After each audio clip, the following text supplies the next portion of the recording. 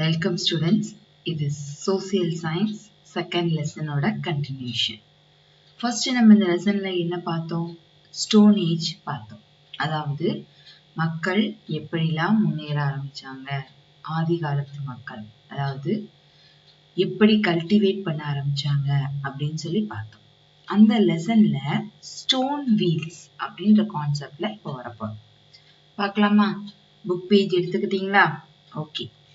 When the stones rolled down the mountains, they acquired round shape. Humans observed them and thus wheel was invented. அதாவது ஸ்டோன்னா என்னது? கல். பெரிய பெரிய மலைகள்ல இருந்து கல் என்ன செய்யுது? உருண்டு ஓடி வருது. அப்படி உருண்டி ஓடி வரத மக்கள் என்ன செய்யறாங்க அப்படின்னா ரொம்ப கவனமா கவனிக்கிறாங்க. அப்படி கவனிக்கிறதுனால அவங்களுக்கு என்ன கிடைக்குது அப்படின்னா சக்கரம் அப்படின்னு ஒண்ணு கண்டுபிடிக்கிறாங்க. வீல், அதாவது சக்கரம் இருந்தா வேகமா உருண்டு போக முடியும் அப்படின்றத புரிஞ்சுக்கிறாங்க. In the beginning it was made of stone. ஒரு கற்களை தான் சக்கரமா பயன்படுத்த ஆரம்பிச்சாங்க. அப்புறமா அதை என்ன பண்ண ஆரம்பிச்சிட்டாங்க அப்படின்னா மரத்தால செய்ய ஆரம்பிச்சாங்க. This was the first scientific invention. முத அறிவியலா கண்டுபிடிச்ச முதல் பொருள் என்ன அப்படின்னா சக்கரம் தான். ஓகேவா? அடுத்து நம்ம கண்டுபிடிச்சது என்ன அப்படின்னா பாட்டரி. பாட்டரின்னு என்னது? பானை செய்யறது. Pottery was also one of the greatest inventions by humans. மனிதர்களால கண்டுபிடிக்கப்பட்ட மிக முக்கியமான ஒரு கண்டுபிடிப்பு. The baked part was strong and looked beautiful. என்ன பண்ண ஆரம்பிச்சாங்க அப்படின்னா பானையை ரொம்ப ஸ்ட்ராங்காகவும் அழகாகவும் நேர்த்தியாகவும் செய்ய ஆரம்பிச்சாங்க. Stone Age people made all the household artifacts, articles made by humans. அதாவது அந்த காலத்து மக்கள் என்ன பண்றாங்க அப்படின்னா புதுசா எதையாவது கண்டுபிடிச்சிட்டே இருக்காங்க. அததான் வீட்டுக்கு பயன்படுத்த ஆரம்பிச்சாங்க. Stone houses were built. என்ன செய்யாங்க? கற்களால வீடுகள் கட்டுறாங்க. The roof of these houses were thatched with sticks and husk. அதாவது கற்களை வச்சு சுவர் எழுப்பிட்டாங்க. மேல என்ன பண்ணாங்க அப்படின்னா ஒரு பெரிய ரூஃப், அதாவது மேற்கூரை இருக்குல்ல, அது என்ன பண்ணாங்க அப்படின்னா கம்புகளாலும் ஹஸ்க்ன்றது என்ன அப்படின்னா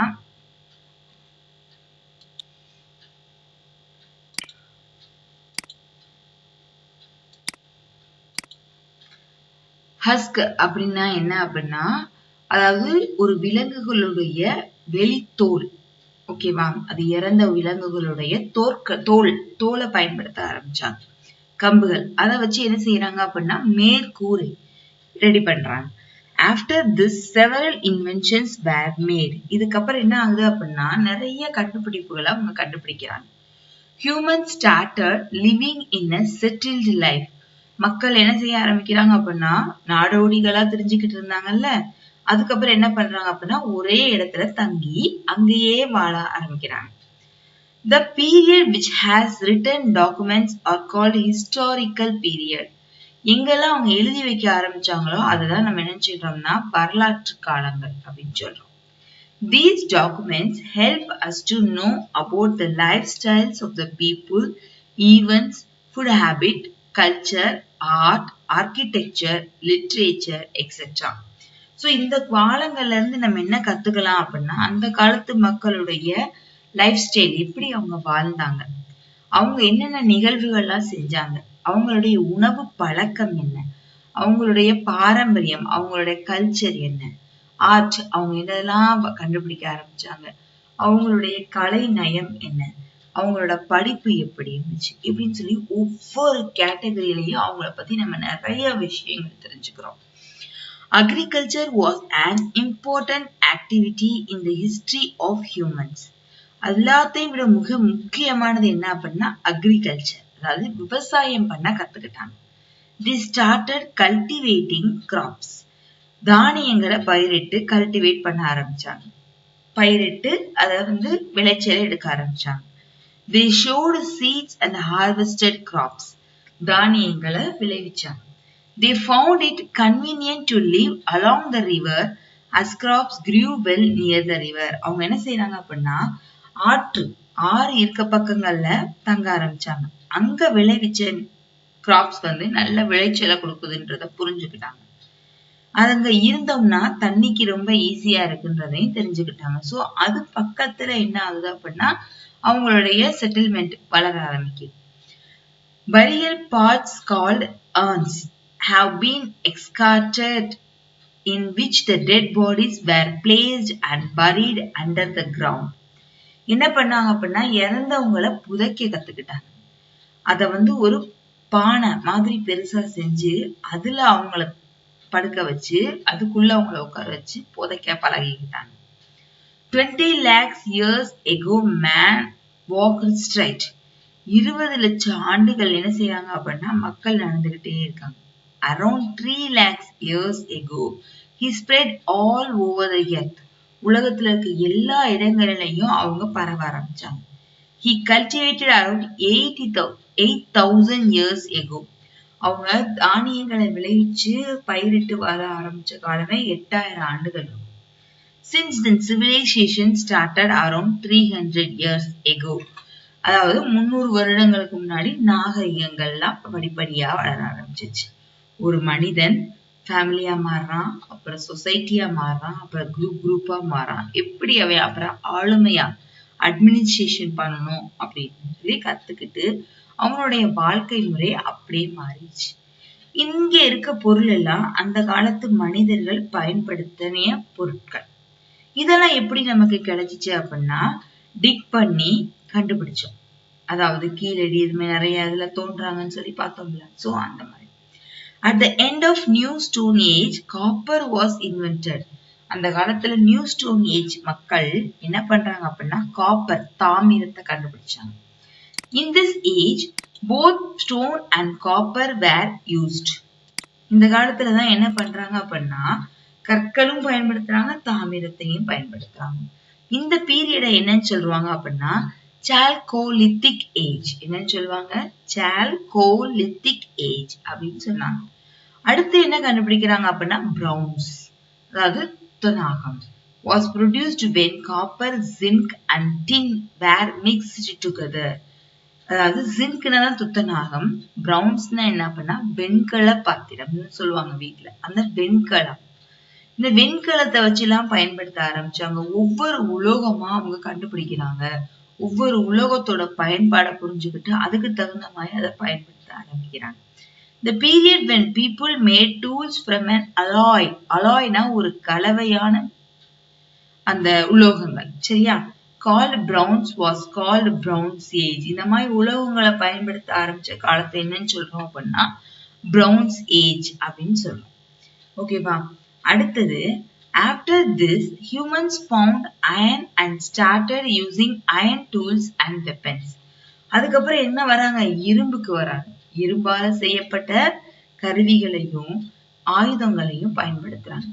This age was called Iron Age. இந்த காலங்களை என்னன்னு சொல்றாங்க அப்படின்னா Iron Age அப்படின்னு சொல்றாங்க. In this age, household articles, agricultural tools, etc. were made of iron. இந்த காலத்துல என்ன பண்றாங்க அப்படின்னா வீட்டுக்கு தேவையான பொருட்களும் விவசாயத்துக்கு தேவையான பொருட்களையும் இரும்பாலேயே செய்யறாங்க. Metals were alloyed and tools were found. Alloyed என்னன்னு சொன்னேன், ஒரு பொருட்களுடைய கலவை. என்ன பொருள்? இந்த மாதிரி மெட்டல்ஸ், அதாவது அயன், ஜிங்க், டின், காப்பர், இந்த மாதிரி கலவைகளை தான் என்னன்னு சொல்லுவாங்க அலாய்ன்னு சொல்லுவாங்க. And tools were made. இந்த மாதிரி பொருட்களை வச்சு செய்யறாங்க. You can collect coins, potsherds, metal objects, etc. நம்ம என்ன செய்ய முடியும்? இந்த மாதிரி கலெக்ட் பண்ணத பார்க்க முடியும். எப்படி? Most of these objects are dug out from the ground. நிறைய பொருட்களை தோண்டி தான் கண்டுபிடிச்சாங்க. டிக்கோட பாஸ்ட் டென்ஸ் தான் டக். Such objects are preserved in the museum. இதெல்லாம் என்ன செய்யறாங்க அப்படின்னா பாதுகாப்பா மியூசியத்துல வச்சிருக்காங்க. In Tamil Nadu, Adichanallur, Adikkamedu and Keeladi are the sites where the objects used by the people of the past are excavated. இந்த 3 இடங்கள் அதிச்சநல்லூர், Arikamedu and Keezhadi, இந்த 3 இடங்கள்ல மக்கள் பயன்படுத்தின பொருட்கள், அவங்க என்ன மாதிரிலாம் வீடு கட்டினாங்கன்னு கண்டுபிடிக்கிறதுக்கான நிறைய விஷயங்கள் இங்கதான் தோண்டி கண்டுபிடிச்சாங்க. Still research is going on this sites. இன்னும் என்ன செய்யறாங்க, இதுல இருந்து நிறைய கண்டுபிடிச்சு நமக்கு சொல்லிக்கிட்டே இருக்காங்க. சரியா? இந்த மாதிரி இன்ஃபர்மேஷன்ஸ் எல்லாமே நமக்கு கொடுக்கறது ஆர்காலஜிக்கல் அப்படின்ற ஒரு டிபார்ட்மெண்ட் தான் நமக்கு செய்யறாங்க. அவங்கதான் தொல்பொருள் ஆய்வாளர் அப்படின்னு சொல்லுவாங்க. If you come across any old traditional objects of historical value, try to collect and save them. ஏதாவது உங்களுக்கு கிடைத்தா நீங்க என்ன செய்யுங்க அப்படின்னா அதெல்லாம் பத்திரமா வச்சுக்கோங்க அப்படின்னு சொல்றாங்க. இது ஆதிச்சநல்லூர், இது அரிக்கமேடு, இது கீழடி. இங்க பாருங்க, அந்த காலத்துல எப்படி எல்லாம் கட்டிருக்காங்க அப்படின்னு சொல்லி தோண்ட தோண்ட நமக்கு ஒவ்வொரு மாதிரி ஸ்ட்ரக்சர்ஸ் கிடைக்குது. சோ இதுதான் நம்மளுடைய ரொம்ப பொக்கிஷமானது. இந்த மாதிரி ஏஜ பிரிக்கிறோம். எப்படி? Paleolithic age, mesolithic age, neolithic age, chalcolithic age, iron age. இந்த மாதிரி காலங்களை பிரிச்சு ஒவ்வொரு காலங்களா மாறி before Christ, before common era, anno domini, common era, அதாவது பிசி, ஏடி. இது அதிகமா படிப்போம் நம்ம பின்னாடி போக போக. இந்த காலங்கள் எல்லாமே கடந்துதான் இன்னைக்கு இருக்க நம்ம காலத்துக்கு வந்திருக்கோம். அதாவது ஒவ்வொரு ஸ்டேஜா ஏறி இருக்கும். ஓகேவா?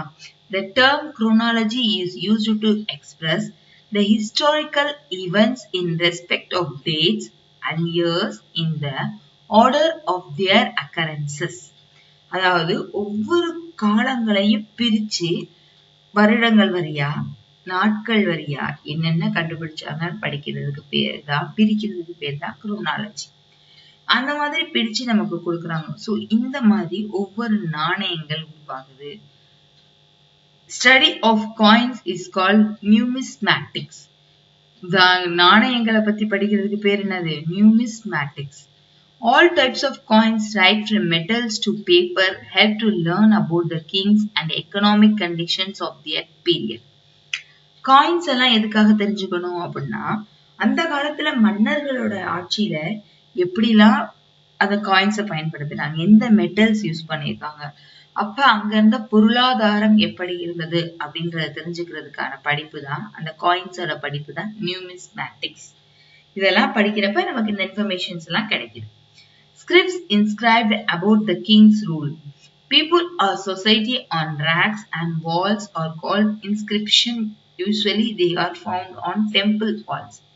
அந்த காலத்தினுடைய அரசர்களுடைய ஆட்சி முறை, சோ அவங்களுடைய சமூகம், இதெல்லாம் எதுல கிடைக்குது அப்படின்னா கோயில் செவர்கள்ல நமக்கு அவங்க என்ன செய்யறாங்க அப்படின்னா எழுதி வச்சிருக்காங்க. All the evidences or traces like artifacts, pots, coins, idols, ornaments, weapons, written documents, etc. are valuable sources to construct history. வரலாறை நம்ம அமைக்கிறதுக்கு நமக்கு தேவைப்பட்ட பொருட்கள் என்ன அப்படின்னா, அந்த காலத்துல அவங்க பயன்படுத்தின பானைகளா இருக்கட்டும், அவங்க பயன்படுத்தின குட்டி குட்டி ஆர்டிஃபேக்ட்ஸ், அதாவது சின்னதா செய்யக்கூடிய ஒரு பொருட்களா இருக்கட்டும், காயின்ஸ், ஆர்னமெண்ட்ஸ், நகைகள், வெப்பன்ஸ், ஆயுதங்கள், இடல்ஸ், அதாவது சின்ன சின்ன பொருட்கள், அவங்க அந்த காலத்துல தோண்டி இருக்கிறோம் பாத்தீங்களா, சோ அந்த மாதிரி பொருட்கள் எல்லாமே அந்த காலத்துல மக்கள் எப்படி வாழ்ந்தாங்கன்ற ஒரு மிகப்பெரிய சரித்திரத்தை நமக்கு சொல்லுது. ஓகேவா? சோ இப்ப இந்த லெசன் இதோட கம்ப்ளீட் ஆகுது. இதோட ஒர்க் ஷீட்ல உங்களுக்கு இதோட ஆன்சர்ஸ் எல்லாமே வருது. சோ எல்லாத்தையும் நீங்க என்ன செய்யுங்க அப்படின்னா படிங்க. சப்போஸ் எதுவும் டவுட் இருந்துச்சுன்னா ஸ்கூல்ல என்கிட்ட கேளுங்க, இல்ல போன் பண்ணுங்க. ஓகேவா ஸ்டூடெண்ட்ஸ்? தேங்க்யூ. அடுத்த கிளாஸ் வெனஸ்டே உங்களுக்கு இந்த சோசியல் சயின்ஸ் வந்துடும். ஓகேவா? தேங்க்யூ.